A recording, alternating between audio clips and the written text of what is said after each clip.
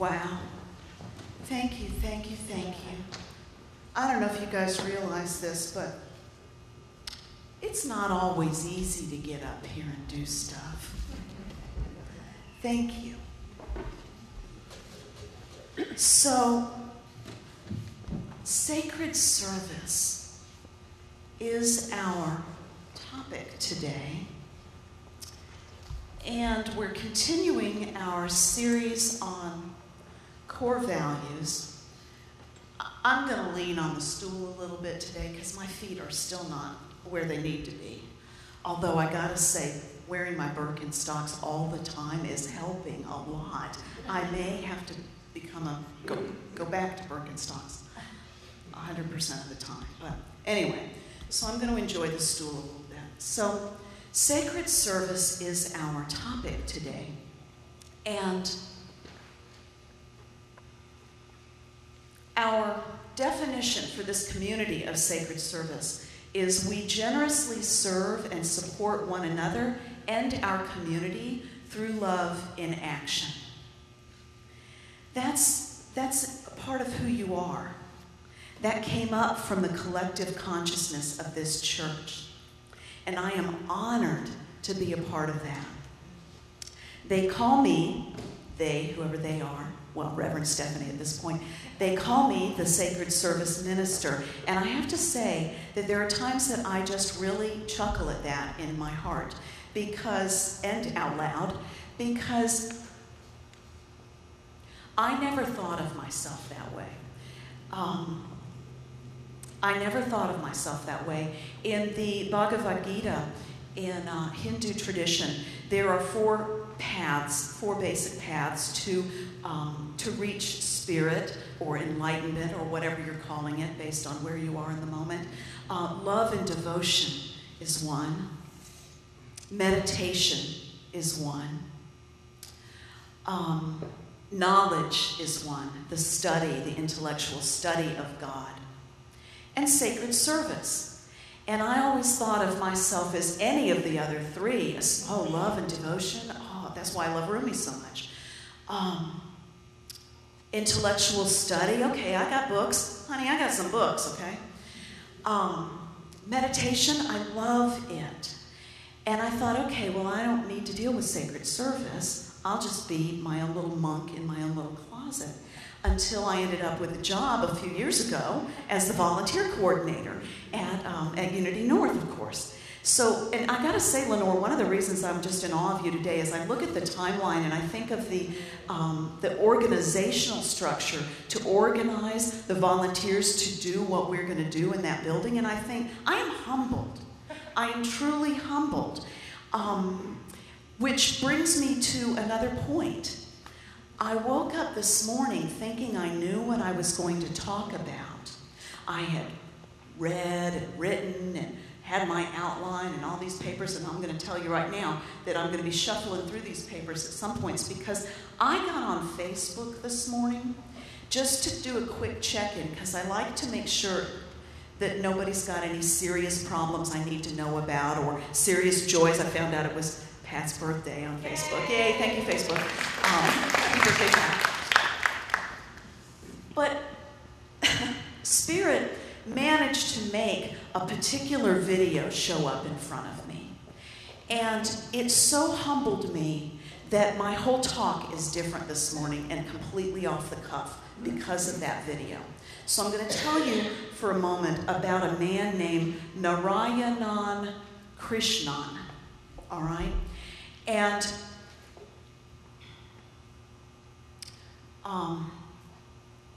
this man lives in Bangladesh, I believe. He is from the Brahmin order, which is the highest class in Hindu, the class system. They're the ministers. They're the minister families, okay? And he had a good job in 2002. He worked in a 4-star hotel as a chef. And he went out on the street and he saw someone in such need This person was so hungry that I won't share with you how hungry this person was. But he was so hungry that it moved Narayanan to quit his job and devote himself to feeding the hungry. And it's just a 2-minute, 30-second video, but it is so moving and it's so well put together that it moved me so deeply. Now, the ego is a funny thing because my ego immediately went to, oh, and you're going to talk about sacred service. You're going to go up there with all your fancy words and talk about sacred service when here's a man who is truly making a huge difference where he is. And fortunately, because of the work for the previous week in getting ready for the class I covered for Stephanie, I was very attuned to my meditation, and I've been practicing spiritual awareness because I had to teach about it, and there's nothing like having to teach about something to really get you back on the ball. So I heard that voice inside me and I recognized it as my ego. And I began to remember the mantra that came to me this morning in my meditation. That mantra came to me this morning through a poem I read by Rumi. All of this stuff is connected, folks. It's all connected. Stay with me. Today, I am so honored and moved to be who I am, that is all that matters. Today, I am so moved and honored to be who I am, that is all that matters. So that mantra came back to me as I watched that video, and the monkey mind started to tell me I am not qualified to kiss this man's feet. And I thought about all the things that I've put together to talk to you about today, and I realized there is a lot of power in not only these words, but there is a lot of power in you. And the truth is sometimes we get overwhelmed with what's going on out there in the world or in our own lives. We can become so overwhelmed that we become frozen, don't we? We think that whatever we do isn't good enough, or I can't possibly quit my job. Or if you're like me, one of the little voices in my head said, how does quitting your job serve these people? But then I began to see how it did. The money just started to come to him. The donations for the food he cooks come to him. But we're not all called to quit our jobs and live on the streets in Bangladesh. We're not all called to quit our jobs and live on the streets in Atlanta. But we are all called to something. We are all called to something. And the only place that we will ever know what that something is, the only time that we will ever know what that something is in the present moment. And in the ability to practice letting all the noise fall away. Letting all the noise fall away. And that doesn't mean that you have perfect silence. It means that you allow the noise in your head to just calmly fade a little bit. So our hearts are actually wired to serve. I'll try not to cover up all of your notes here, Kathy, because I see that some of these are for you, so please forgive my Post-it notes. Sometimes it's a Post-it note life, So we are all called to give and to serve in some sort of way. We're wired for it. The heart longs to reach out and help. Being of service to one another actually makes us feel good. Likewise, we experience pain when we see suffering, and especially when we feel that there's nothing we can do to help. So part of the practice involved with all this is coming to that place inside where you can actually hear what it is for you to do to help. Just showing up is a big help. So our minds can often respond to the pain and the suffering of others with fear and will try to protect us in some way. Ram Dass and Paul Gorman write in How Can I Help? Denial, abstraction, pity, professional warmth, compulsive hyperactivity, been there. These are a few of the ways in which the mind reacts to suffering and attempts to restrict or direct the natural compassion of the heart. This tension between head and heart leaves us tentative and confused. As we reach out, then pull back, love and fear are pitted against one another. As hard as this is for us, what must this be like for those who need our help? And so when I saw this man giving of himself in this video, I realized, he wasn't tentative about what he was doing in the space he was creating. He's human, so there had to have been some of that noise. There had to be some of that monkey mind chatter going on. But he was able to relax into it and create a space that allowed him to serve where it needed to happen, where he needed to serve. And he wasn't just up against the kinds of things we think of in our streets. He was up against we kind of honor people who go and wash the feet of the poor and spoon feed people in need. We uplift that. But in his culture, he was is looked down on for that activity because that's below him. That's below his class. And so not only is he serving the people whom he's feeding, but he is shifting a whole center of consciousness. It may not change completely in his lifetime, but I bet you that within a generation, people will look back and think, I can't believe that we were ever not allowed to touch you and help you and serve you. So what a huge thing that is. But I want to remind us that we're all, when he stepped out to serve, he wasn't thinking, I'm going to create a big, huge change in the world. He didn't think he was doing that. He was just feeding one person. He was just feeding the person in front of him. He was just doing what was in front of him.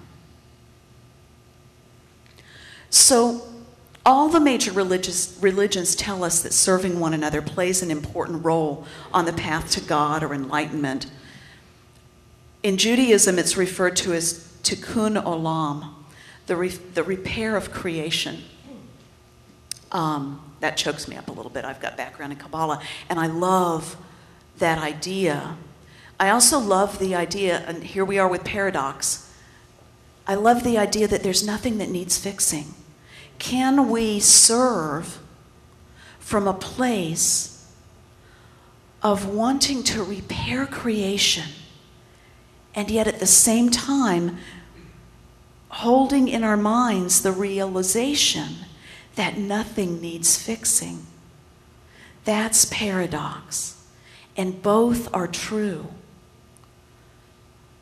In Hinduism, service to the world around us is a part of the yoga of action, one of those 4 yogas I talked about a few moments ago. In Christianity, it's often referred to as charity, but is bound to the word love, and especially the word agape in Greek, or unconditional love. So that's tied to giving without attachment, giving without requiring an end result to show up in a particular way. Again, that's a paradox. We want to give and we want that person to be healed. I want to pray with somebody and I want, pick up thy mat and walk, wouldn't that be awesome? But no, we pray or we give or we serve, And then our job, our practice, is to let it go, to release it into the cosmos, to be whatever it's going to be. That's the practice. That's part of the practice. There's a lot to the practice, but that's part of the practice. And in Islam, the teaching is that all blessings, including wealth, are gifts from God and are meant to be shared. They regard helping others to be a human and social duty. In Roots of Buddhism and Roots of Buddhist Psychology, Jack Kornfield writes, "We all have, without exception, a very deep longing to give to the earth, to give to each other, to give to the society, to work, to love, to care for this earth. That's true for every human being, and even the ones who don't find it, it's because it has been squashed or somehow suppressed in some brutal way in their life. But it's there to be discovered. We all long for that." So when I began to look at myself more honestly, I realized that I didn't really want to hide from service. I was hiding from myself. I was hiding from the idea that I actually could make a difference, that a small thing could make a difference, that simply praying with one person could make a difference, that simply smiling at one person could make a difference. So this is where I skip around because I want to read a different thing in a different order. A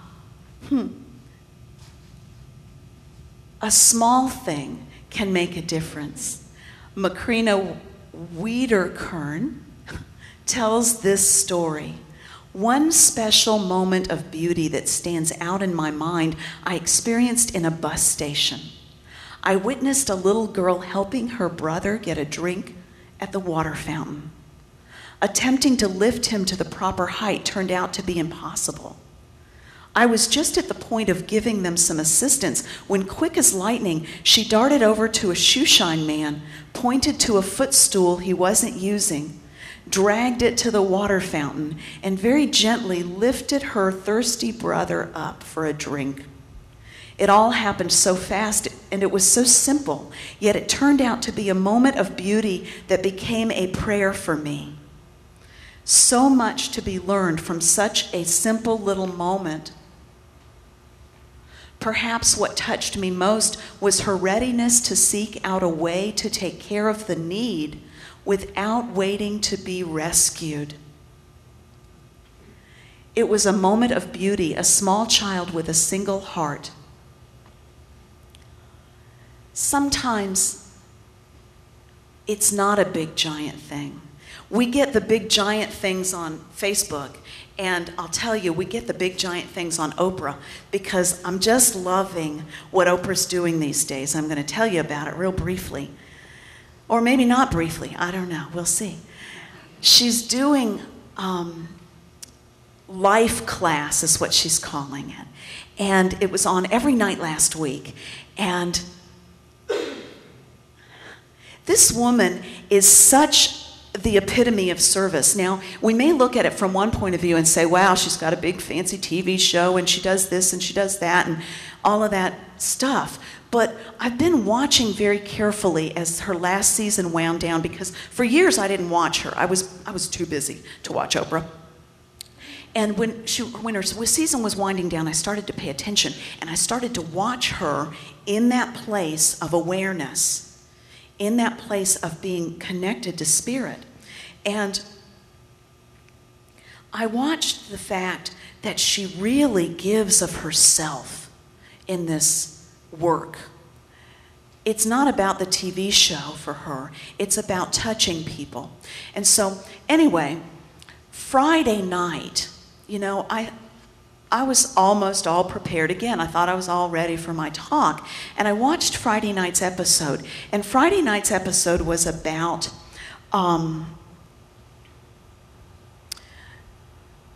it was about Joy Rising. That's the name of the talk. Or her point that she was making, Joy Rising. And it started out with her reviewing how they did the great car giveaway a few years ago. I didn't see it when it was on because I had a job and we didn't have a VCR or whatever. So, but they gave away cars, but they set it up in such a way as to increase joy in the people. They didn't just give people cars, they set the whole thing up to, first of all, they handpicked people who needed cars to be in the audience. They put a tremendous amount of work in this. Now we think, oh, we'll just throw 300 people in the room and surely people are going to need cars. No, they handpicked people who really needed cars to be in that room. And they all thought they were there for different reasons. They had no idea they were there for what they were there for. And so then she calls up 11 people up on the stage to get their cars. You get a car, you get a car, you get a car. And we watch as they're reviewing this and showing it on the screen, the faces of the people in the audience who were not being called to get a car. Now, they all needed cars, but what we see is that they all are experiencing joy for the people who have received the cars.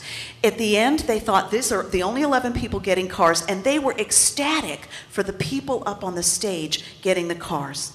Now, not only that, but I am watching in my living room and I am ecstatic. And because I was practicing getting ready for the class I taught on Thursday, I was noticing how ecstatic I was and feeling the joy and thinking, wow, this is the mirror that we're taught about in the teachings. And how it looks with joy. It's easy to see the mirror when it's somebody pointing out your bad spots. But this was joy rising. Now, then, guess what? Everybody in the audience ends up getting a car. And they're all just, they had medics on the property because they were afraid somebody was going to have a heart attack. I almost had a heart attack watching the thing in my living room. And this happened years ago. So, this is phenomenal, the ability of the human being to experience joy through seeing someone else served. Do you get that? So when you hand somebody a bagel or a Danish or a piece of fruit, let's go with a piece of fruit. When you hand somebody a piece of fruit, they are being served. When you rip out the carpeting in the building next door, they are being served. You are serving people that you may never see, but just know it in your mind. And when you do have the opportunity to see who you're serving, let yourself receive the joy from that. It's huge because that's part of what keeps it all going. That's what keeps the joy going. Receiving it and then giving it back. When you have the opportunity to be served, receive it. Let somebody serve you.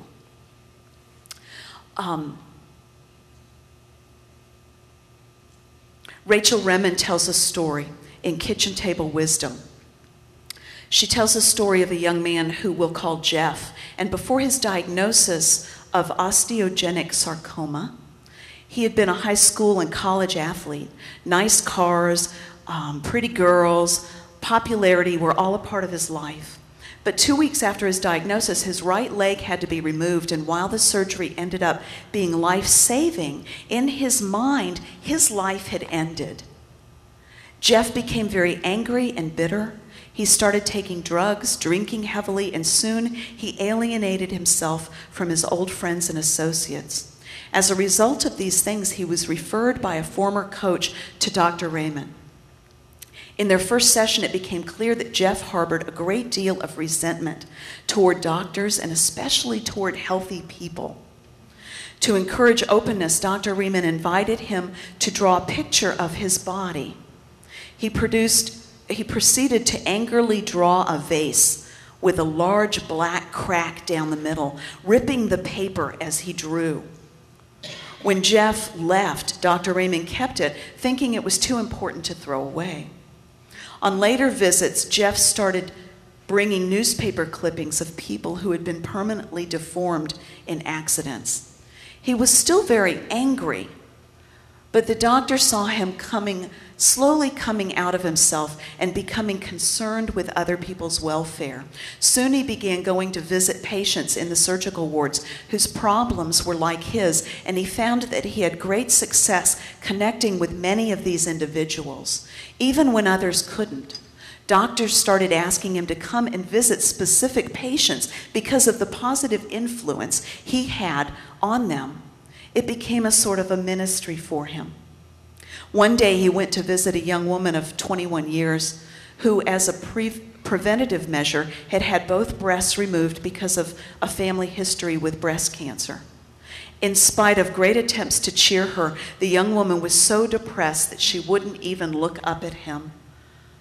Finally, in desperation, Jeff tore his artificial leg off and let it drop to the floor with a thud. Startled, she looked up and he started hopping around the room, snapping his fingers to some music, laughing as he did so.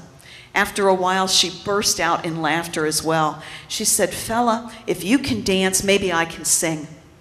Sometime later, they started visiting people together and they were eventually married. In Jeff's final meeting with Dr. Raymond, she drew out the picture of the cracked vase he'd drawn over 2 years before. After studying it for some time, he said, "You know, it's really not finished." And then with a crayon in hand, Jeff started to draw bright yellow lines bursting from the crack. Dr. Raymond watched the smiling man somewhat puzzled. When Jeff finished, he looked up and said, "This is where the light comes through." There is no doubt that the work of this young man changed the people he served. The doctors were asking for him to come and visit their patients, but the work also deeply changed him and the way he looked at life. So, we all have cracks in our vase somewhere. We all feel somewhere inside a calling to serve in some way. It doesn't have to be in a big, huge way like Oprah. She touched so many people just in that one episode, and it's very moving.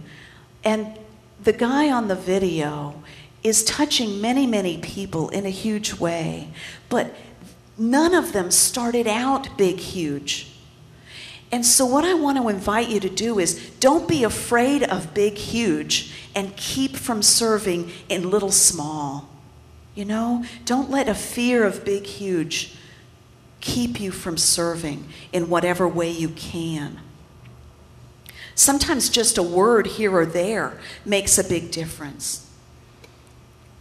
There are times when one of you will come up and say something to me, you'll say something particularly nice to me. You may not realize that Spirit moves you in those moments, because many times it's just the thing Stephanie or I or Debbie needs to hear in that moment to uplift us,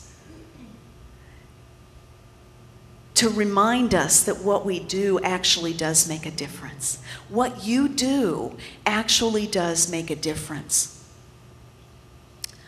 So I'm going to skip through all of this fun stuff I thought was so important. Oh, this I am going to share. I got 2 more things I'm going to share. This is important. Wayne Muller, in his book, Legacy of the Heart, offers this story about Gandhi. Because remember, I'm always going to come back to some kind of spiritual practice, right? It's Annette, okay? So the practice of loving kindness must find its roots deep within us. The story is told that Mohandas Gandhi once settled in a village and at once began serving the needs of the villagers who lived there. A friend inquired if Gandhi's objectives in serving the poor were purely humanitarian, and Gandhi replied, "Not at all. I am here to serve no one but myself, to find my own self-realization through the service of these village folk." As Gandhi wisely points out, even as we serve others, we are working on ourselves. Every act, every word, every gesture of genuine compassion naturally nourishes our own hearts as well. It is not a question of who is healed first. When we attend to ourselves with compassion and mercy, more healing is made available to others. And when we serve others with an open and generous heart, great healing comes to us. So whether you're serving in the building, helping to renovate, whether you're helping in the kitchen here, washing dishes, which is hugely important, whether you're sitting with people in hospice or taking care of AIDS patients or just bathing your child or sharing a word with someone, it's a huge, important difference. And you are working on yourself. And so last but not least, because I can't leave this out, you'll see why in a moment, I want to share with you a quote from Andrew Harvey. Does that name sound familiar? Andrew Harvey. So I found this, and it's from his book called The Way of Passion. And it ties not only to Andrew Harvey and Rumi, but it also ties to the class from Thursday night in spiritual practice. One day, Rumi asked one of his young, snotty disciples to give him an enormous amount of rich and delicious food.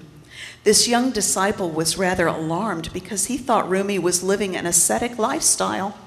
Rumi used to pray all night and eat hardly anything. The disciple thought, aha, now I've really got the master. What he really wants is to go off somewhere and secretly eat all this food. So he decided to follow Rumi. He followed him through the streets of Konya, out into the fields, out into yet other further fields. Then he saw Rumi go into a ruined tomb. I'm finally going to unmask his pretensions, the young disciple thought. But what he found was a totally exhausted dog with her 6 puppies. And Rumi was feeding the dog with his own hands so that she could survive to feed her children.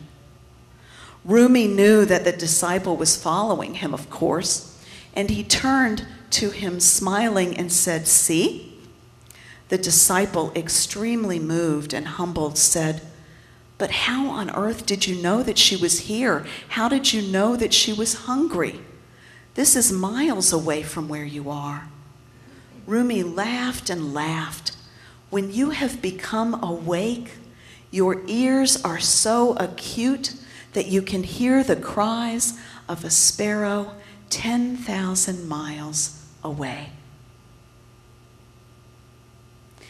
And so as we move into our meditation time, I invite you to contemplate the practice of deep hearing, the practice that leads us to a place of hearing what is needed, what is mine to do today.